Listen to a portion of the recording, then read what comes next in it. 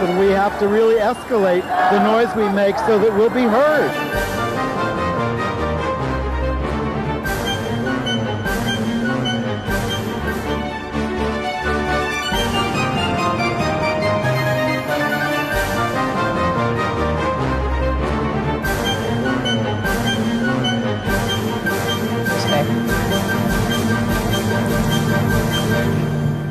Welcome to Gay USA. I'm Andy Hum. I'm Ann Northrup. What a week. As impeachment... Don't we say that every week? Well, as impeachment looms, Trump is plowing ahead, sowing our courts with reactionary, unqualified judges. You may say that's not news, but the more, the worse. You might say that's only one tiny thing of all the things he's doing, but it's not good for us. Meanwhile, his former opponent and the person who beat him in the election, yes, Hillary Clinton, has shared with us that she's, quote, never been tempted, unquote, to have sex with a woman. I'm not sure I believe that. There are bills to codify discrimination against LGBTQ people, introduced in the United States and Australia. And you've probably all seen this by now, but an out lesbian, one of the most famous, is Sports Illustrated's Sportsperson of the Year. Legendary activist Rollerena has been canonized. Why is that? That's not funny. A miracle has been worked in her name. If you believe in that kind of thing. Well, I believe in Rollerena. Yes. But, the mafia, are we allowed to say that word?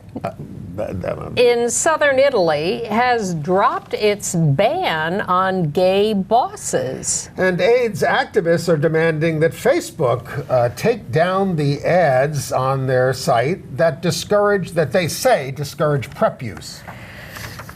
It's complicated, but we'll get to that. So Trump, what a week. I mean, cutting 700,000 people off food stamps in time for the holidays, declaring Jews a race instead of a religion, which is tantamount to what Hitler did, and although he thinks it's nice for Jewish people. And calling the FBI scum.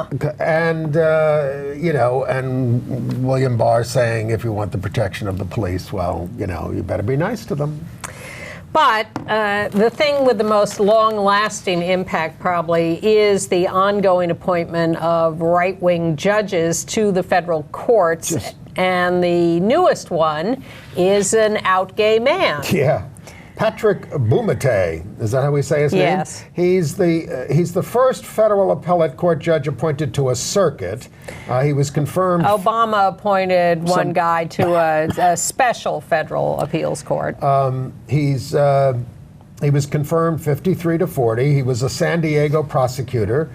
He wasn't supported by his home state senators, Feinstein and Harris.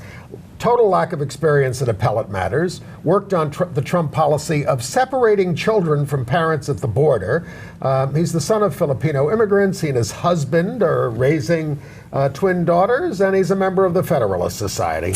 Now, he at least has appeared in federal court as opposed to some of Trump's appointees, but he is being opposed by all the Democrats, and including his home state senators, and he's considered a pretty right-wing guy. And then there's this woman, Sarah Pitlick, rated not qualified by the American Bar Association. She was only confirmed 49-44 because she doesn't have any trial experience.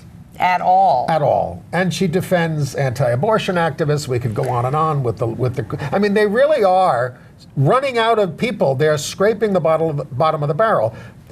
These people, they did go to law school. Some of them went to good law schools. Mm-hmm. So they have academic qualifications, but they don't have real-world experience. They're very young. They're going to be around forever, which is why I will remind you, when we get a Democratic president in Congress, we have got to expand the federal courts to balance this. Well, I think we can escape by the chin of our chinny chin chin if we get in there quickly and start making our own appointments. They've got more than another year to keep. Yes, they do. And they will make lame. You're not supposed to say that anymore. Even if he loses, they'll make more appointments before he clears out. Lots more. Et cetera. Yeah, but we got to take the Senate.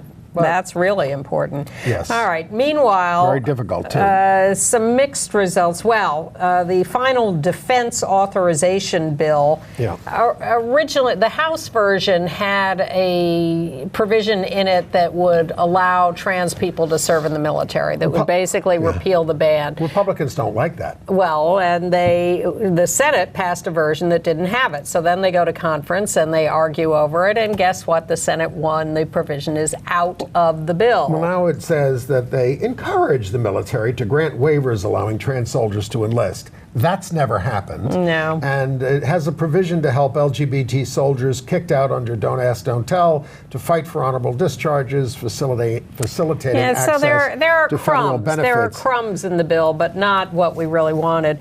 A little better news on this trade pact with Mexico and Canada. Well, the Democrats succeeded in getting something we've wanted for a long time, and that is taking away some of the patent protections for the pharmaceutical industry that have been written into these bills. We have been demonstrating against this stuff since Al Gore ran for president, and we went after him for having been a major architect of putting those protections in these trade pacts. Because that's where the money is. And yes, because the pharmaceutical industry are major donors to the candidates. And we were happy when the Trans-Pacific Partnership went down in flames because it contained large protections for the pharmaceutical industry. So we are happy that the Trump administration, in its greater wisdom and desperation to get this thing passed, was willing to go along with diminishing the patent protections for the pharma don't count industry. your chickens, because the Republicans said they're not even going to act on the bill until January or next year sometime. Well, that would not be good news, because there are also some new labor protections written into the bill, which are good, and environmental protections. So I guess, Trump, I guess, wants to be able to say he negotiated a compromise and everybody's on board, but the Senate can undercut him if they decide not to pass it. So the Trump campaign is peddling pride merchandise while destroying LGBT rights. Mike Signorilli wrote about this, and he says this isn't to get gay votes because, 14% of us voted for him in the last election. That's too high. Well, I mean, that's almost nothing. Come on. It's one of the best. It's one of the best. He didn't win those Midwestern states by much. It's one of the best Democratic votes that there is, next to African Americans. It's still shameful. Well, stop doing that. All right. But Mike says this is a signal to non-gay voters who don't want to feel that they're that bigoted by voting for him. They're losing white suburban women in droves. That's why we had a lot of gains in the 2018 election. And so this is an attempt to get them back. So they're peddling. Don't buy it. Rainbow Make America Great Again hats and LGBTQ for Trump shirts. But my favorite moment in Trump land this week was that they held the annual event where the Kennedy Center honorees go to the State Department. I didn't know that they did that. But yes, they do it every year. There was Mike Pompeo up there. Yes, so this is Sally Field, Linda Ronstadt, Earth, Wind and Fire, and Michael Tilson Thomas, also out gay. And Sally Field is a PFLAG mom. Yeah, and whatever, and someone else. So this is before they do the actual ceremony. Sesame Street. Thank you, you're right, Sesame Street. Before they do the actual ceremony at the Kennedy Center, they have a reception at the State Department. So Pompeo gets up there and says, and trying to be clever and quoting Linda Ronstadt lyrics, says, "When will I be loved?" And Linda Ronstadt looks him right in the eye and says, "Maybe when you stop enabling Donald Trump." Yeah. Excellent. Thank you, Linda. And Sally Field said that she would not have attended if Trump had attended. She just wouldn't have gone. And Trump he doesn't go. Thank he doesn't goodness. go. Yes, I guess he doesn't want to be booed at the Kennedy Center. Right. It wouldn't be one of his rallies. And we move on to ancillary political news. An ancillary, I think one of the big news is what this introduction of the Fairness Act. The Fairness for All Act. Oh, yeah. This was introduced sort of along the lines of the gay rights bill passed in Utah, and it was introduced by Chris Stewart, a Republican from Utah. And it basically, it says that it's an LGBT rights bill, but it codifies a lot of anti-LGBT discrimination. Anybody who's got a religious objection, it's opposed by all the major civil rights groups. The House It's opposed by the right wing, too. That's right. Here's what happened in Utah several years ago, and this was a big fight that we debated a lot. There was a proposal for an LGBT non-discrimination bill in Utah, but what they wanted to do was just add us to their existing civil rights law. But their civil rights law is a very right-wing law that has a hole this wide to drive a truck through for religious exemptions. And their argument was, this is all we can get in a state like this. And no one else gets more than this, so we're just adding you in. And there were a lot of people who said it's not enough, this is a bad precedent, people are going to work off of this and try to replicate this, and it really is nothing but an open door for the religious right to justify discrimination. So yes, along comes now representatives from Utah, Republican representatives who say, yes, let's replicate this. We're at loggerheads. We need a compromise between the religious and the gays. And they propose this. But the right wing says it goes too far, be nice to the gays, and the gays say it goes too far, be nice to the religious. And we've already passed the Equality Act in the House of Representatives, and we're not going to go backwards from that. We passed the Equality Act by a 236 to 173 vote. So, as Ann said, and you focus on this, folks, because we're coming into 2020, and we do need to win the Senate, and to do it, we've got to win Arizona, Maine, Susan Collins, we've got to win Colorado, and we've got to win North Carolina, and maybe even hold on to Alabama if they run Roy Moore again. Maybe Doug Jones can be reelected. Not impossible. But that is it. That's the landscape. And if we do that, we can pass the Equality Act, which is the real Civil Rights Act. We might have to get rid of the filibuster, too. I'm not up to date on all the ins and outs of that, but we need to take the Senate to pass things like this and have a Democratic president who will sign it. Right. But yeah, don't be fooled by the Fairness for All Act, because it is a lie, it's a sham, and it won't work. To quote Ann Northrup. From a long time ago. How about that, Hillary? Well, that's where I thought we were going next, yeah. All right. She goes on the Howard Stern show. She's asking for it. So he asks... Oh, she loves things like that. They all do. Does she do that show a lot? No, I don't know. But Trump used to do it a lot. So she's asked about the lesbian rumors. And she says, well, contrary to what you might hear, I actually like men. Lesbians don't hate men, just as an aside. Never had a lesbian affair. Never been tempted. Thank you very much. Really? Is that the way you answer that? Never been tempted? Why not just say, might have been nice if I had, given who I was married to, but no. Even not that there's anything wrong with that. But no, she couldn't even do that. I would stick up my middle finger, but that would be rude and inappropriate. Koch, who was a terrible closet case, said, well, I'm not, but he was, of course. But he said, but if I were, I hope I would be proud. Well, that's because he didn't want gay people to get any madder at him than they already were. Hillary, there have been many rumors about Hillary for many years. I have no idea what the truth is. I can only tell you there are a lot of people who are quite adamant about it. Every time every time I post something about Lindsey Graham, everybody piles in on like he's a closet case. We don't have any proof Does anyone of that offer either. proof? Well, no, we don't. I don't have any doubts about Lindsey Graham, but well, did you hold the candle? But I would certainly like some evidence. We don't have any doubts. Even anecdotal evidence on both of them. We don't have any doubts about Megan Rapinoe.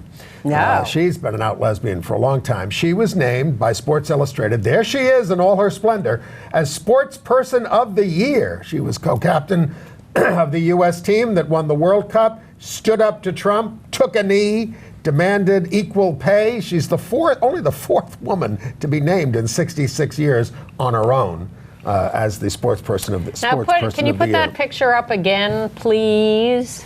Megan Rapinoe. So she's wearing this Valentino dress. I don't think it's the greatest ever Valentino dress, but whatever. Well, I'd like to see her at a Who are you, Joan Rivers on the yes, fashion police. Oh, it's a beautiful dress. I just think, they're trying to femme her up by putting her in a Valentino dress, carrying a sledgehammer. Why not have her in more athletic garb? That's what she won for.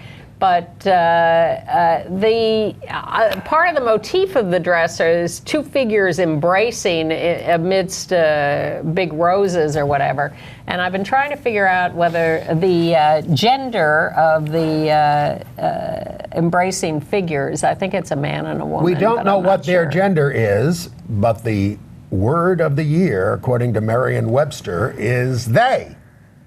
To which their dictionary has added the definition, a person whose gender identity is non-binary.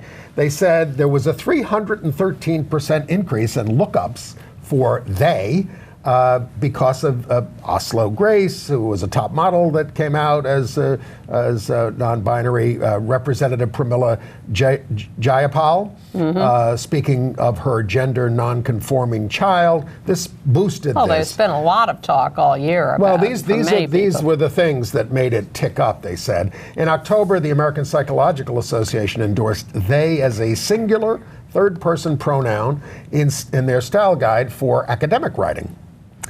In New Hampshire, Nashua, New Hampshire, the schools there have adopted a new policy to protect trans and gender nonconforming students. New Hampshire as a whole has a law that is supposed to expand those kinds of protections, and Nashua has adopted the guidelines and protection. And Billy Dee Williams has clarified his comments that we reported on last week at 82. He is not gender fluid, he says. He doesn't know what that means. He just meant in his interview to say that he's in touch with his softer side, his feminine side. He cited Carl Jung's concept of anima animus, where anima is the female counterpart of the male self, and the animus is the male counterpart of the female.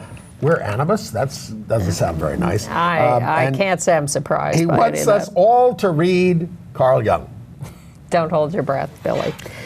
In Arizona, a very interesting decision. A county judge refused to approve a name change by a trans person who was trying to go into court and change their name. The judge said that they had failed to show cause for the name change. Now, people go into court every day to change their name for various reasons, unless they are believed to be doing it for nefarious reasons to avoid a judgment or something. It's a routine thing to allow people to change their names. But trans people go to court to change their names, and suddenly there is this layer of suspicion. So this county judge said, no, I'm not going to let you do that. Well, the Arizona Court of Appeals has overruled the county judge and said that is an illegitimate reason for refusing the name change. You are a bigot, and we are allowing the name change to go through. And I don't want to get too far ahead of ourselves and report on every single poll, but in Arizona, the latest poll for the presidential election next year found Biden and Buttigieg in a dead heat with Trump. A state that has already elected a bisexual moderate Democratic senator, Kristen Sinema. Sanders has been dropping a bit there. Warren's at 42% versus Trump's 47%, so it's doable. And Pete has finally acknowledged who his client list was at McKinsey, got permission to do that, made some news with that. One of our viewers said things that we were trashing him. We don't trash anybody. We trash lots of people, but but know only for what they do. It's just reporting on. It's not a personal thing. No. It's about what they do or say. As Speaker Pelosi says, I don't hate anybody. I would like to go along with that. I'm not sure I can. Okay. But, all right. Chick-Fil-A. The American Family Association is still mad at them. They said Chick-Fil-A still won't fund Christian athletes in the Salvation Army and is funding, get this, Covenant House, which is, they say, a group that helps LGBT people. Now it's a Catholic homeless services organization. We used to be mad at them because Covenant House was not doing enough to do AIDS education to their residents, but that was 30 years ago. I mean, they do good work with, I'm sure they have some restrictions because they're a Catholic organization. Well, they provide shelter for a lot of homeless youth. They do. Yeah. They do. In Georgia, a little political news locally, in Doraville, Georgia, an out gay man, Joseph Geierman. Thank you. Beat the incumbent mayor in a runoff for the mayoral spot. He is the fourth current out LGBT mayor in Georgia. There is hope everywhere. And these are all small towns. And Savannah has its first out gay council member, a guy named Curtis Purty, who was, I think, a former cop, who ousted a 20-year veteran there. He's an out candidate as well. Are we taking over? Will Pete Buttigieg be elected president? Why not? Didn't we have a black guy as president for a while there in the United States? I think we did. I was very happy to see Stacey Abrams say that she, would love to run for vice president. Yes. I was very, very. I'm not going to limit my options. I'm not going to hide my ambition. I'm not going to be coy. She'd be I'm great. going to be forthright. Oh my God, I still want her to be president. Well, maybe if there's a brokered convention, she will be. Or she will be a vice president to Joe Biden, and he will do virtually nothing, and she can run the show, and she can take over after one term. Yeah, Pence is running the show, running a lot of the show now. The Mormon Church, their genealogy website that they run, has added gay couples to the database. Yeah, but they're still not acknowledging same-sex marriages, and they're not, it's a very dicey thing. All right. It's minor. How about this one? Okay. The New York State Democratic Party had for 100 years, they elect state committee members, one woman and one man from every assembly district. That's how the party is run. And the non-binary people said that excludes us, so now they will all be people of different genders or both non-binary. So the first elections under the new rules are in 2022. So you can't have two men or two women. Right. You can have two non-binary, and you can have a man and a woman, or a man or a woman and a non-binary person. Okay. A couple of things from Kentucky. First of all, you read the horrible thing where the Supreme Court of the United States let stand a law that requires abortion clinics in the state to have a doctor do an ultrasound on a pregnant woman so that they can hear the fetal heartbeat together. And by the way, if it's too early for a sonogram, they have to use a vaginal probe to get in there and look at. And this was signed by Governor Matt Bevins, who was just defeated, but the idea of overturning that would be difficult. And they also introduced a bill, pre-filed it, to keep trans students from using restrooms that align with their gender identities, to spare non-transgender students embarrassment, shame, and psychological injury. And it lets a kid who experiences a transgender person in the restroom to sue the school. They call this the jackpot clause on our side. Yes. What fragile flowers they are. All right, what else? Nashua, Arizona, Georgia, the Mormon Church. Oh, horrible story from California. An inmate who killed his trans cellmate at the Kern Valley State Prison was sentenced to death. This trans inmate was living with her lover in the cell, and they didn't like that. A man and a trans woman, and but this is where they pulled them. So they said, no, we're gonna stick somebody else in there. This guy had said, if you stick me in there, I'm killing her, and he did. So it's just grotesque. And what was she doing in the men's prison anyway? Exactly. I think they've made some modifications about that in California since then. But prison, you lose everything, rights. Are we ready to move on to international news? All right. Well, actually, the big story of the week, there are several, of course, but the Miss Universe pageant. Yes. Formerly a product of Donald J. Trump Incorporated, Thank but goodness no longer. he sold it when he became president. And in fact, he did, years ago, there was a trans contestant for Miss Universe, and he supported her.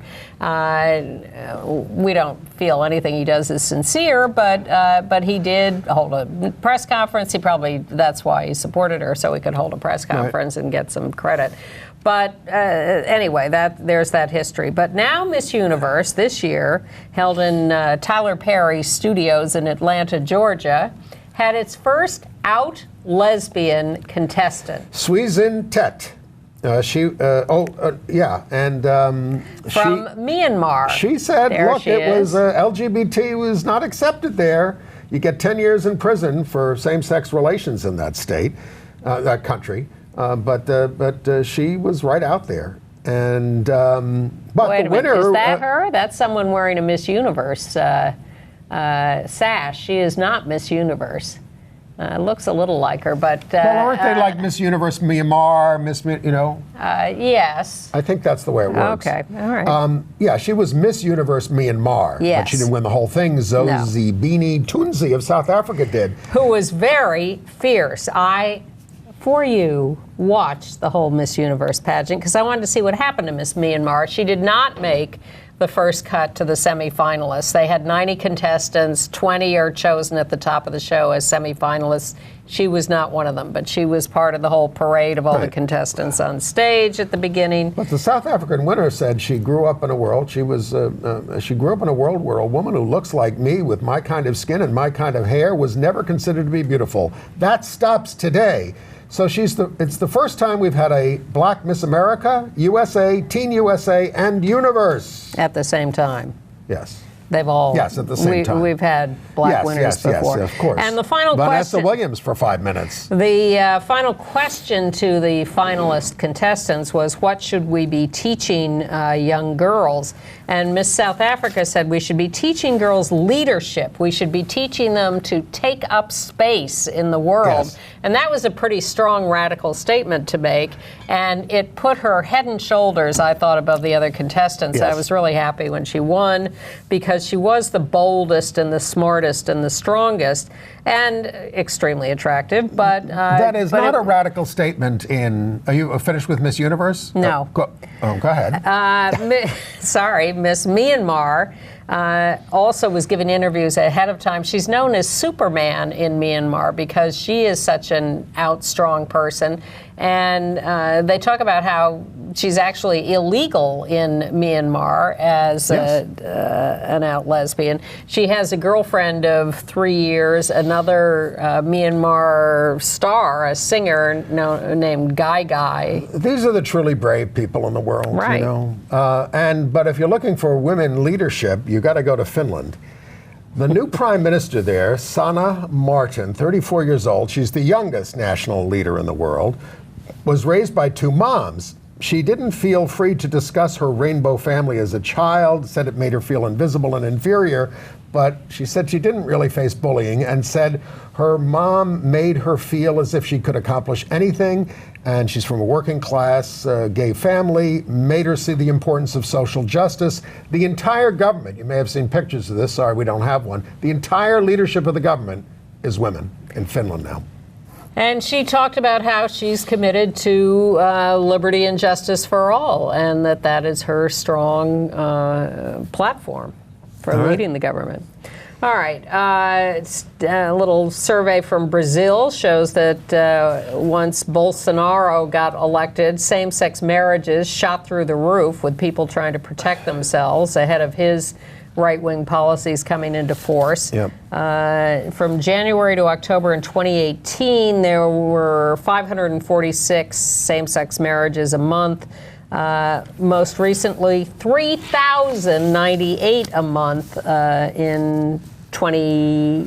since then in 2018. Better news from the Philippines, where Duterte, I'm not a fan, made a trans woman and LGBT activist, Dinditan, director of agrarian reform. She had been the assistant program manager, so she got elevated. Also, and she is an activist on trans issues.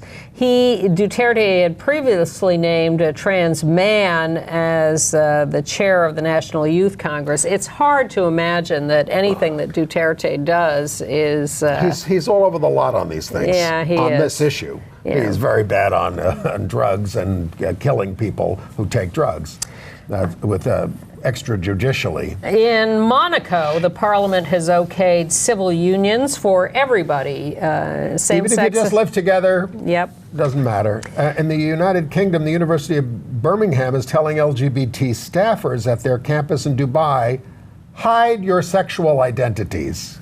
Yeah, that's nice. It's the Rainbow Network at the university that's warning Dubai employees of the university. It's tough to be out in these places. And on the subject of violence, in Argentina, a great activist there, Pablo Fulana Borsata, 36 years old, stabbed to death. There he is. There he is. He was found murdered. I mean, apparently it's by a young man that he was sheltering in his home who had a lot of issues, to say the least. Disturbed, mentally disturbed. Very disturbed kid who apparently had gay friends and trans friends himself, but this guy was one of the founders of the Pride March in Cologne. In Cambodia, they're instituting lessons on LGBT issues in 2020 to fight bullying and discrimination from the 7th grade. It will be part of sex education, and it puts Cambodia in the lead in Southeast Asia and way ahead of the United States of America. Definitely. In India, the president has signed the bad trans rights bill that we and trans activists in India see as a step backwards because it adds extra layers hoops people have to jump through to get, identity papers, any kind of sanctioning. And if you want to see how your country is doing, or how we compare with other countries, the International Lesbian and Gay Association has issued its report on state-sponsored homophobia, a decade of progress and backtracking. 70 countries still criminalize adult same-sex activity. 6 have the death penalty, including Saudi Arabia and Iran. But so we are making progress, obviously, on some fronts, but we're only protected in like 6% of constitutions. 35% have broad laws protecting us from 30%, have broad laws protecting us from discrimination, and 16% have some partner recognition. But you can go to the ilga.org website, and you can read this voluminous report and see how we compare. And we fear a step backwards impending in Australia. They are debating a bill that extends religious exemptions to discrimination laws, and the bill is just getting worse and worse. Because that's the way the right wing wants it, and they have a fundamentalist for a prime minister, Scott Morrison. Yeah. So we're keeping an eye on it, but it is not looking good for that in Australia. And it's so broad that it can accommodate any bigoted belief. Yeah. Patients can be turned away, especially trans patients. But trans activists held their first Pride March in Budapest, Hungary. Hundreds of people marched for trans rights. And we want to congratulate our old pal and downtown artist hero, Justin Vivian Bond. They are appearing at the Vienna State Opera in a new opera based on the Virginia Woolf book, Orlando, about a character who changes genders. It's all sort of over fantastical. The centuries. Yes. So it's Tilda Swinton in the movie. Yes, exactly. But Justin Vivian Bond on the stage of the Vienna State Opera.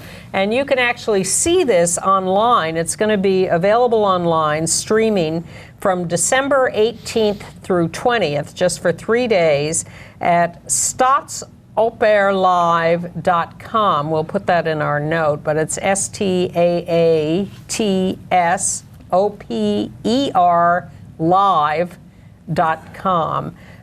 December 18th through 20th. All right. in Italy, southern Italy, the mafia there has dropped the ban on gay men. They used to murder you if you were gay, you were discovered to be gay. But now, as long as they don't parade it in public, it's okay. Many soldiers freely enjoy drag. And one boss is living under the drag name Lady Godiva. So it may sound... Remember when one of the mafia hitmen here was gay, and he turned on the bosses, and that was a whole big deal? Look, this is a serious business. They control 80% of the cocaine flow in Europe, earning more than $38 billion a year. And promoting a lot of violence. All right, how are we doing on time? AIDS news. Yes. Well, the big news was that scores of HIV/AIDS groups wrote to Mark Zuckerberg at Facebook saying, these messages that are running on Facebook talking about the negative health effects of Truvada by law firms who want you to sue, Gilead, I guess, are suppressing people taking the drugs, and it's causing harm to public health. This is the latest chapter in the fight between the sort of establishment AIDS groups and activist AIDS groups against the AIDS Healthcare Foundation in California, which has been controversial in some of its attitudes around issues and has taken some iconoclastic stands. And they are promoting this theory of we should be suing Gilead for not being clearer about the side effects of Truvada. Now, at the same time that activists are up in arms about these ads on Facebook, there have been statements over the years warning people about potential side effects of Truvada. If you take PrEP or any AIDS drugs, you need to have your vitals monitored, your kidney function, et cetera. So that liver, kidney, all those things. And tenofovir, which is one of the main ingredients of Truvada, is also a component of AIDS treatment drugs. So it's not just PrEP; it's also using the same drug for treatment in a different combination. So certainly to the extent that this would scare people off of PrEP or PEP, post-exposure prophylaxis, it's not a good thing. But on the other hand, we don't want to give Gilead a pass. People are still suing Gilead for suppressing the release of their supposedly a little better, a little fewer side effects drugs. And that was in the news this week as well. Some interesting news from Western Australia. For the first time, there were more hetero-identifying men testing positive for HIV than gay-identified men. MSM diagnoses are down 51% over the average of the last 5 years. Is this because of PrEP use? It's because of heterosexuals. Well, they're actually attributing the rise for heterosexual men to unprotected sex in Southeast Asia, I guess on sex tourism or something. Yeah. So they're doing an ad campaign warning people who engage in that kind of activity to put a bag on it. Well, it's the same issue that we've been talking about for, almost 40 years now.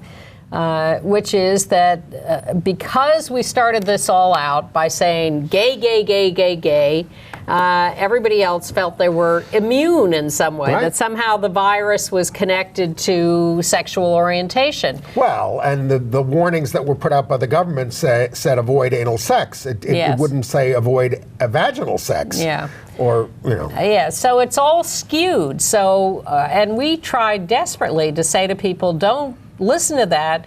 You have to understand that if you're having unprotected intercourse, you are at risk, and you have to assess your risk, and you have to act accordingly, and you have to be responsible for your own protection. You can't go around pointing fingers at people if you're not willing to protect yourself.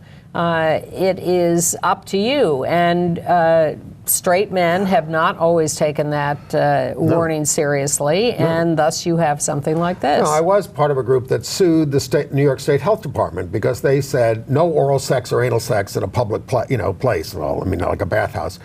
Oral sex, which has minimal, transmission statistics, but they were signaling women, you don't have to worry. Right. And so we sued over it. By the time we won the suit, I mean, a lot of people have been infected.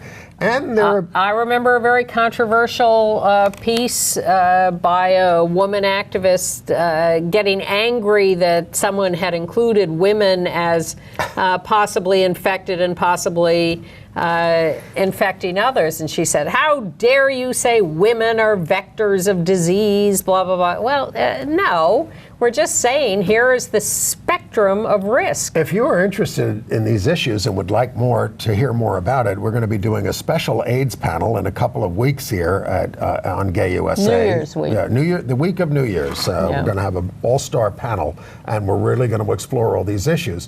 In the meantime, we're urging Governor Cuomo in New York to sign legislation he has threatened to veto that would make PEP, post-exposure prophylaxis, available to minors who are sexually assaulted. Now, it's always offered to people who are sexually assaulted, but minors have to involve their parents, and some of them are gay or trans or whatever, and they can't involve their parents, or for whatever reason, or non-gay.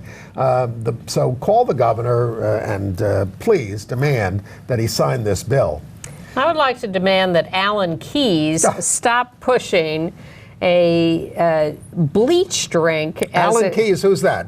He's from Illinois. He ran for president. He ran for senator. Against Barack Obama. He is a maniac and a right-wing activist, and with all sorts of crazy stuff and now that he's put out. poisoning people. Yes, because it turns out that when you put the ingredients of this drink together and drink it, you can die. Yeah. But he says it's a cure for HIV and a lot of other it's what do they call it? Snake oil.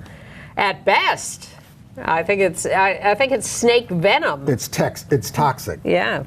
But totally untoxic and totally wonderful was the Red Bucket Follies that Broadway Cares puts on every year now. This time we got a big picture of all the young people who came out in the beginning. They raised over $5.6 million this season. Andre DeShields did the moment of silence, recalling he's in Hadestown, the star, he won the Tony, the death of his partner of 17 years. And he said Broadway Cares helped them through it and kept him from becoming homeless after his partner died. Seth Rudetsky did this for the 12th time. It was a wonderful show, and the winning skit was from Fiddler on the Roof in Yiddish, who did the Radio City Hanukkah Spectacular. We live You had to be there. We live in It'll be online. I'm sure they'll be posting clips in no time. Such a strange world we live in, where we have the heroes and the devils all in one breath. I know. Last week we had the three fifth-grade girls in Utah who were standing up for their classmate. We have the Broadway Cares, which has stood up for so many people for so many years. Well, that's the thing.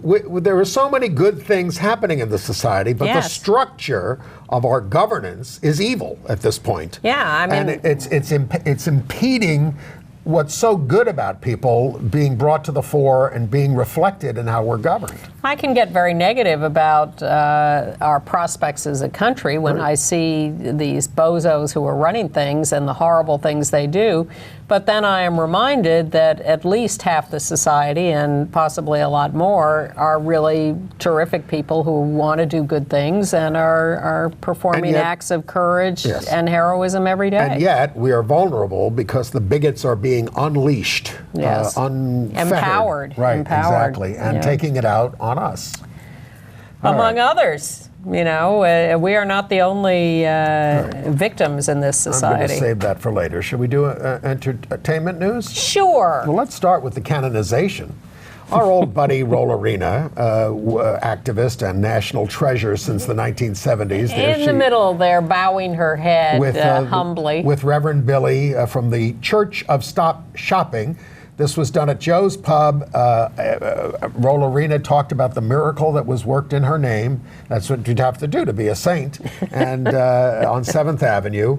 And look, Rollerena was famous for decades for roller skating around 7th Avenue with a lovely white dress and tiara and little baton wand, or something. A wand. And blessed people basically. Yes, anointed them. Anointed them. And and it was such a wondrous, happy thing for people. I mean, brought more joy to the Pride Parade than almost anything. Yeah. People like seeing the parents and things like that. Or just on a daily basis. Rollerena was out there all the time. And Rollerena is, in person, is a great activist in Mufti who does things with Act Up Reclaim and Pride, Rise and Resist, GAG, all those groups. Very much still around, very much still active. Big tenant activist as well. We all owe a lot to Rollerena. So I'm glad that she has been made a saint. A Southern girl. Kentucky. Yeah, and coal miner's daughter, and a wonderful human being. So congratulations, Saint Rollerena. We could use a few miracles these days. We could. Okay. We should talk about the Golden Globe Awards. Yeah, not a lot of LGBT stuff this time. No, but a few things I want to mention. They're going to be on NBC on January 5th, and thank God they're bringing back Ricky Gervais as the host. You like that, huh? Ricky Gervais can be upsetting and edgy, but man, is he entertaining. And a lot braver and bolder than the pablum that often shows up. So I was happy to see Awkwafina get nominated for Best Actress in a comedy movie for The Farewell. She, I think, is terrific. And the movie also got nominated for Best Foreign Language Film, because a lot of it is in Chinese, but it's a U.S. film. Yeah, Parasite got nominated on the Best Foreign Film, and it's being touted for possibly Best Oscar Film. Yeah, but foreign films can be nominated for overall Best Oscar, but you don't nominate U.S. films for Best Foreign Language Film, even if they do include a lot of foreign language. It's very, very, well, this is the Hollywood Foreign Press, who are totally weird. But there's also nominated for Best Foreign Language is a movie I haven't seen, which evidently has a strong lesbian theme, from France, Portrait of a Lady on Fire. That might be something to check out. If any of you have seen that, let me know. I'd like to know what you think. Antonio Banderas, not gay, but playing a gay guy, Almodovar, in the autobiographical film Pain and Glory for Best Actor in a Drama. Renee Zellweger playing the gay icon, Judy Garland, for Best Actress. Taron Egerton, also not gay that we know of, I think, but playing Elton John and Rocket Man for actor in a comedy musical. Yeah, Rocket Man got a lot of nominations. Ben Platt in The Politician on, I guess it's Netflix, isn't it? And Billy Porter for Pose, and Patricia Arquette for The Act. And Best TV Shows, Fleabag, which won a lot of Emmys last year, and Killing Eve, the other Phoebe Waller-Bridge production that is so homoerotic with Sandra Oh and Jodie Comer, really one of my top favorite shows. And The Crown and Big Little Lies. So we're excited that they're making a movie out of The Prom, although I love Wait a minute, I'm not quite finished with the Golden Globes. Because I want to point out that Lena Waithe and her movie Queen and Slim were not nominated. Snubbed, and that's gotten such huge attention and acclaim, and no woman was nominated, I think, for director. The Hollywood Foreign Press is a little retrograde in there. I mean, there are a bunch of wackos. Yeah, they drink a lot. The Ava DuVernay movie When They See Us also not nominated for anything. That was fabulous. Yeah, if you can catch it on Netflix, do. So is the Golden Globes racist? No, the foreign press. They've never had a very high consciousness. That's why they did nominate the Harriet Tubman movie for a lot of stuff. Okay. Whatever. All right. But I'll be watching Ricky Gervais. I love The Prom on Broadway. They are they're making a movie of it.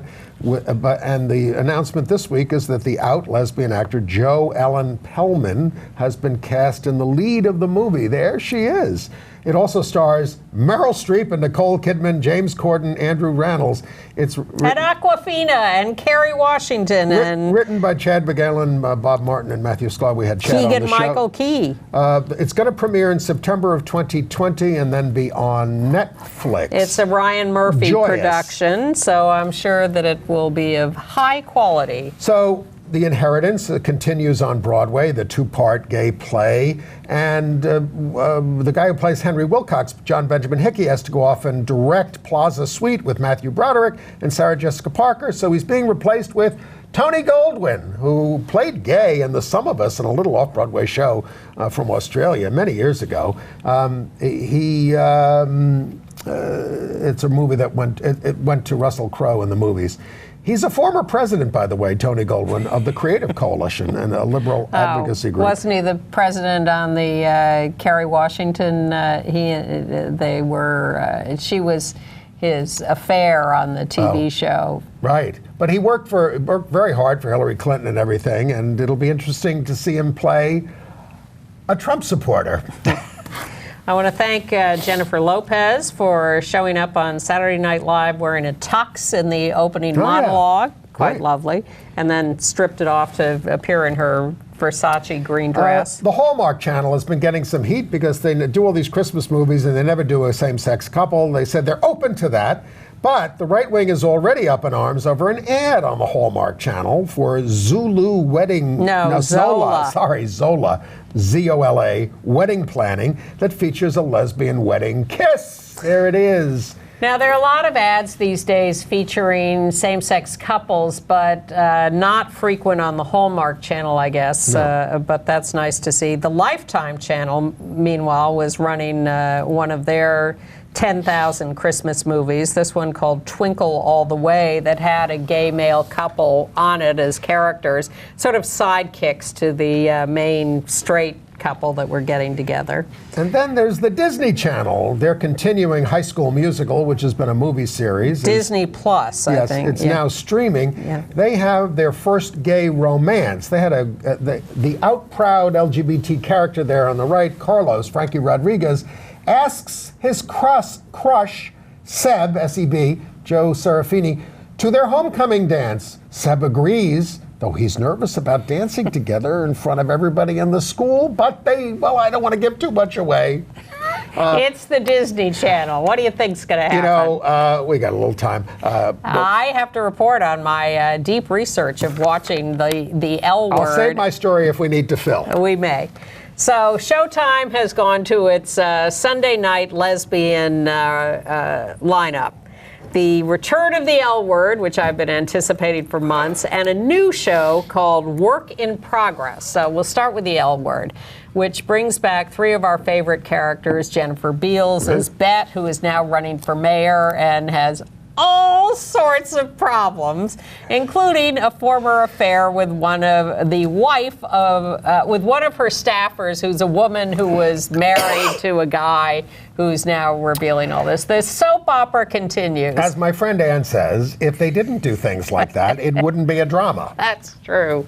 And Alicia Haley, who was the one who had the whole diagram about all the incestuous relationships. Well, now she's Ellen. She has a talk show. Okay. And Shane, what's her name? Manning. Not going to be of any help. She's fantastic. She was the Lothario of the original series. So they're all back. They're all doing their normal thing, except maybe heightened. And there's a whole cast. Thank you. I will take that lozenge. A whole cast of younger, new characters of various races and gender identities. Yes, that's right. They've introduced some trans characters. Well, the whole show opened.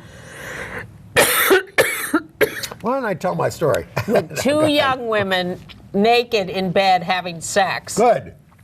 One of them performing oral sex on the other. That's the opening shot.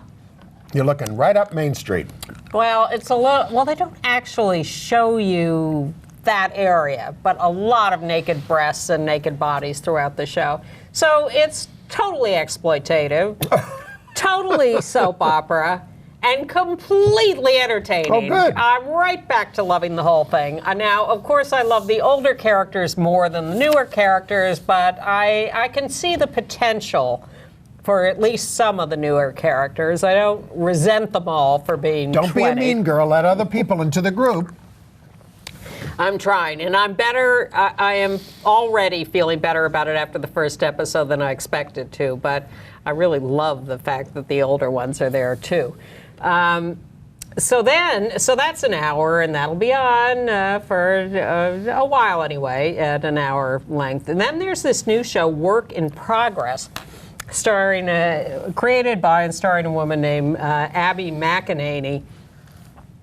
She is a very butch lesbian and in her mid-40s and sort of a sad sack type and depressed about stuff. And she hooks up, well, she runs into and gets involved with a young trans man, 22 years old. And discovering the age difference was part of the first episode. But the real thing is that Abby talks about how her life was ruined by Julia Sweeney as Pat on Saturday Night Live because everybody called her Pat off of that, and they would just make fun of her all the time. And so she really is angry about that. Well, Julia Sweeney, it turns out, is an executive producer of this show and shows up in the first episode. They meet in a restaurant. Abby goes up to Julia Sweeney and says, "I'm so angry at you for ruining my life." And Julia Sweeney says, "Oh my God, I'm so sorry. Let's be friends." They develop this whole relationship. Anne has been mad at Lillian Hellman all her life. I am mad at Lillian Hellman, and thank you for reminding me of that, because I wanted to say that, because I had a dream once where I was screaming at Lillian Hellman for writing the Children's Hour, where she killed the lesbian character. Suicide. Right. Taking her own life. How dare you give me that negative image? I thought it was very evolved of me to have the dream, but I'm still mad at Lillian Hellman. But I think it's a very intriguing show, and it's only half an hour. In fact, it may have ended at not much over 20 minutes, so that's a series there too. So the L Word, Generation Q, followed by Work in Progress on Showtime on Sunday nights. You're lucky Lillian Hellman isn't watching. She's dead, because she'd be suing you right now like she went after Mary McCarthy and destroyed her. Yeah. Even though she died before the suit was finished, because Mary McCarthy once said on Dick Cavett Show, "Every word that Lillian Hellman has ever written is a lie, including the and And Hellman was watching the Cavett Show, and the suit went on for years, and Mary McCarthy didn't have that much money, and she was impoverished by it. I agree with Mary McCarthy. Okay. All right. Now, what's your story? No, my story was relating to the Disney thing, where you get, you agree to go to the dance and then you're nervous about it. Because when I was a kid, just a new gay activist, my brother invited me to his wedding, and he said, but we're only having, if you're not married, we're just having singles. We're paying for it. And then I heard somebody else was taking a date. And I said, look, I just want to be treated like everybody else. So I insisted on taking my boyfriend, Jimmy Matulski. Is it okay to say that, Jim? He's now a minister, a gay one. Anyway, so we go, and they agreed to have us, okay, come to the wedding. And but no longer your boyfriend. No. It was many, 100 years ago, back in the 20th century. So I go to the wedding, and I'm all of a sudden nervous about getting up in front of everybody and dancing at the Knights of Columbus Hall. And my brother-in-law, my big brother-in-law, grabs me and takes me onto the dance floor, which was great of him. And I finally get up with Jimmy. But it taught me a lesson about self-hatred and homophobia that we have to overcome. Still. Yes. It's not like we've gotten rid of all these issues, and people are still in the situation of being isolated within their families for the most part. Some are lucky to have a gay sibling or cousin or whatever, but mostly we're alone in our families. This is back in 1977, and a gay activist said to me, "Oh, I wouldn't have done that. It's their day. You shouldn't have distracted from it." And I said, "Screw you." That's terrible. He's still alive. But it was back in the 70s. Let's hope he would have changed his mind now. We just want to be ourselves. That's what this is all about. It's a big, beautiful world with a diverse population, and can't we see the richness of that and celebrate that and enjoy it? And next week, you're going to get to see Chris Cooper. I will not be here. Welcome, Chris. See you then, and see all of you then, too. Bye.